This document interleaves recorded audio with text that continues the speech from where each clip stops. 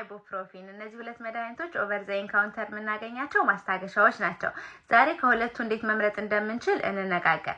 የመጀመሪያው ፓራሲታሞል ነው። ፓራሲታሞል አናልጀሲክስ ነው፣ የህመም ማስታገሻ ነው። ለምሳሌ ራስ ምታት በሚኖርበት ጊዜ፣ ትኩሳት፣ ጉንፋን ይዞን የጉሮሮ መከርከር በሚኖርበት ጊዜ ፓራሲታሞል ይጠቅመናል።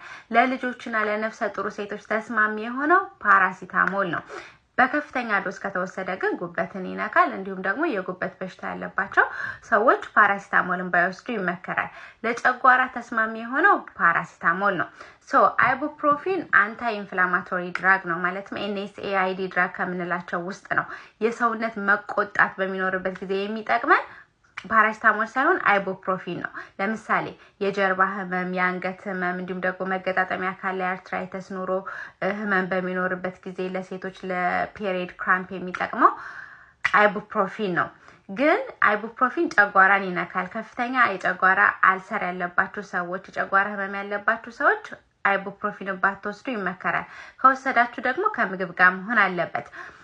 የተለያየ ኩላሊትና የልብ ችግር ያለባቸው ሰዎች፣ በእድሜ ገፋ ያለ ሰው አይቡፕሮፊን በሚወሰድበት ጊዜ በጥንቃቄ መሆን አለበት። አመሰግናለሁ።